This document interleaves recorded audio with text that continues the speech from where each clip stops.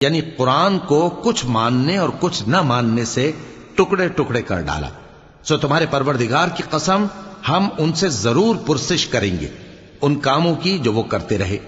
پس جو حکم تم کو اللہ کی طرف سے ملا ہے وہ لوگوں کو بے دھڑک سنا دو اور مشرکوں کا ذرا خیال نہ کرو. ہم تمہیں ان لوگوں کے شر سے بچانے کے لیے کافی ہیں جو تم سے ہنسی کرتے ہیں، جو اللہ کے ساتھ کوئی اور معبود قرار دیتی ہیں.